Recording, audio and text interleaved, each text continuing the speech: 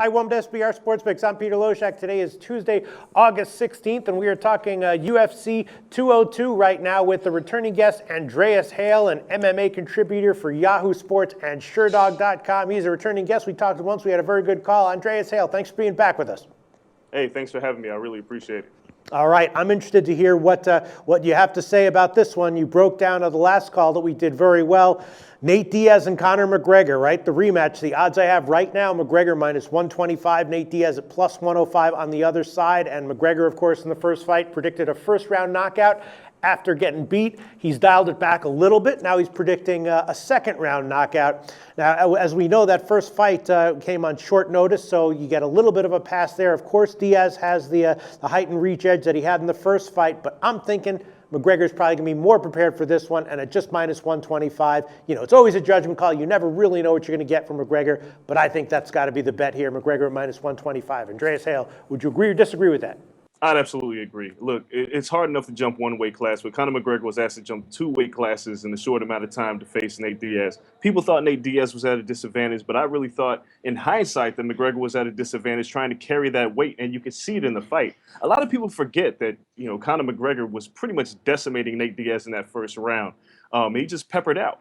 So for the rematch, I predict the same thing. I think McGregor's a fast starter. He's going to do what he has to do. The knockout, I'm not so sure about, but if you're going to get one against Nate Diaz, who's only been stopped in one fight by knockout against Josh Thompson, you're going to have to get it early. So if he wants to predict second round, I'm for that. I think he's the better striker, the more polished, more calculated striker. It's up in the air if it gets to the ground, but I think McGregor's going to be a little bit more prepared, smarter.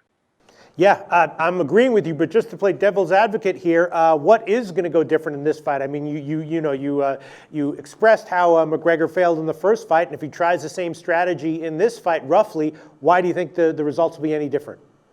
Well, for one, I think McGregor controls range really well. And I think his ego got the best of him in that first fight. He wanted to get Nate Diaz out of there as quickly as possible. And he realized very quick that weight, the power doesn't necessarily carry the same. So I think pacing, conditioning, controlling the distance are going to be key elements for Conor McGregor to beat Nate Diaz. Now, Nate's going to fight his fight regardless. But the interesting thing about this is when we watch Conor McGregor control range, we see how good he really is. And with that being said, I mean, we haven't necessarily seen him go past the third round. So in a round fight, it'll be interesting in rounds 4 and 5. But I think he's too smart, too well prepared. I think his cage IQ was higher than most really perceive it to be. So those are the advantages I see. And if he stays that pace and doesn't let the conditioning get the best of him, he should win a decision or an early knockout.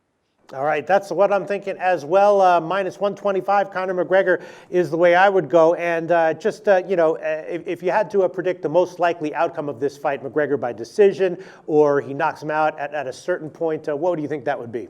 I'm leaning towards McGregor by decision. Like I said, Diaz has only been knocked out once against Josh Thompson. He got caught by a head kick in that fight. Not saying that Conor McGregor can't do that, but knowing how good this man's chin is and knowing what McGregor threw basically the kitchen sink at him in the first fight and couldn't get him out of there, I think he's just going to pace himself a lot better and do what he has to do to win this fight. All right, nice analysis. Andreas Hale from Yahoo Sports and from SureDog.com. Now let's move to Glover Teixeira and Anthony Johnson. Now, this is one of these tricky fights where we got a big favorite here. Well, not a big favorite for MMA relatively, but Anthony Johnson minus 200.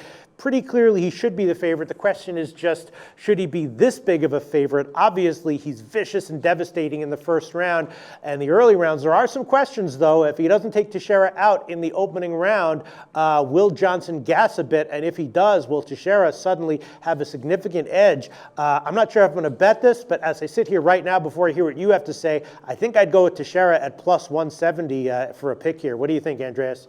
Yeah, there's a little bit more value there. And we know Rumble gets people out of there quickly, but we forget Glover Teixeira has heavy hands and a great jiu-jitsu game. We know that the weakness of Anthony Johnson is once the fight gets to the ground, he's like a man lost. So I like Glover Teixeira in this fight for the value. I don't necessarily think he's going to win, but if he's going to win and you give me those odds, I got to take Teixeira. He may knock him out, and if anything gets out of the first round and this fight drags to the canvas, Glover Teixeira has a huge edge. Yeah. What do you think about trying to get a little bit cute here? Now, a lot of times in betting, when you try to get cute, you wind up trying to get a little bit too cute and getting burned. But what about doing like a hedge here with Rumble by knockout or Rumble by knockout in the first, and then hedge that out with like Teixeira by sub? What do you think about something like that? Do you think that's getting too cute? You like that? It's cute, but I love it a lot because there's only this fight's not going to go the distance. I just don't see any way possible these two fighters who love to finish guys are going to get past go the distance in 15 minutes. And if Rumble's going to get you out of there, you're going to taste his power quickly. And as anybody who's fought him at this point, if they taste his power, what they do, they either wilt or they stand up and be strong. In this case, if Glover if survives that first, gets Johnson a little bit tired heading into the second round, he's gonna be smart, get this fight to the mat, and submit him. I think once the fight gets to the mat, there's really no place that Anthony Johnson can go. Right. So if you had to bet this Glover Teixeira, would you just take Teixeira at plus 170, or would you go for a prop with even bigger underdog odds? I would go for a prop in this one. I mean, there's not too many ways this fight can be. None of them are going to go the distance. And Teixeira by knockout, it could happen, but Rumble's got a strong chin. You got to take one of these prop bets here and try to go with the odds. There's just a lot more value there.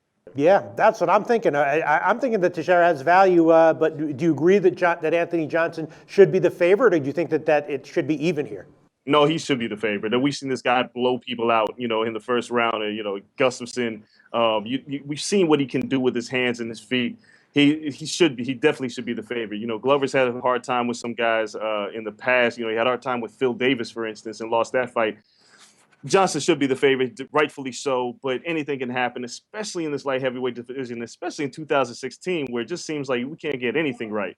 All right, Andreas Hale from SureDog.com and YahooSports.com. Let's take a look at the rest of the main card. We've got 3 fights here. Donald Cerrone fighting again, fan favorite, fights all the time. Just a tough fighter fighting against Rick Story. Right now I'm seeing minus 160 for Cerrone and Rick Story plus 140. And then 2 fights with lesser known fighters, right? Sabah Homasi and Tim Means. Means a huge favorite right now, minus 430. And then Hyung Yu Lim, and also a big favorite, although getting bet down recently. When I checked this yesterday, it was minus 340. Now it's down to minus 275 against Mike Perry. Out of those 3 fights, is there any line or odds that stand out at you as having decent value right now? No, not really, to be honest with you. I mean, I'm looking at this here, and Yu Lin should be a huge favorite. I mean, Cerrone and Story, that's a very narrow fight. I love Donald Cerrone, but Rick Story is just a dog in there, and he doesn't get taken out easily, and this fight could go either way. I'm just looking at this. There's just nothing out here that really sticks out to me that should tell people, you should go run and bet this fight. What do you think about maybe a shot with the under, only because it's right now 2.5 plus 160? I mean, obviously it could easily go the distance, but maybe there's slight value with the under 2.5 at plus 160. Which one are we talking about? Are we talking about Cerrone and Story? Yeah, Cerrone and Story, yeah.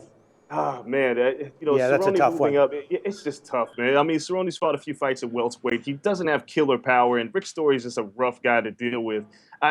I don't really see a lot of value in this fight going less than 2.5 rounds. This will probably go the distance to be a fun fight. Yeah, that was I'm kind of reaching here to ask a question. I would stay off that one as well. It's probably going to be a great fight to watch, but from a betting perspective, I wouldn't touch it. And yeah, and the other 2 fights, I wouldn't want to bet against the favorites, but I couldn't take them at those huge lines either. All right, so it looks like for the other 3 fights on the main card, not much betting value, but that's okay because I think we're lucky. I think we might have the best value of the main card just with the big one, the main event on Conor McGregor at minus 125. Would that be your assessment? Out of all 5 fights on the main card, what would your single best bet be? Yeah, absolutely. I would look at the main event. There's not, just like the Glover Teixeira and Anthony Johnson fight. There's not a lot of ways that this thing can end. But I think looking at what McGregor can do, people really don't know which way to go. But you can find between the lines and play it smart. Andreas Hale, awesome analysis as always. Talk to you again very soon. So we're giving you picks every day, and you're probably making your own as well. Be sure to participate in SBR's weekly Twitter Bankroll Challenge. Just post your picks on Twitter with @SBRSportsPicks and the hashtag BetSBR before 1 p.m. Eastern Standard Time every day, Monday through Friday. We'll be betting your picks, and if the bankroll is positive at the end of the week, you could win the profits. Picks must be of events taking place that day and available in at least one of the major sportsbooks shown in our Best Sportsbooks page.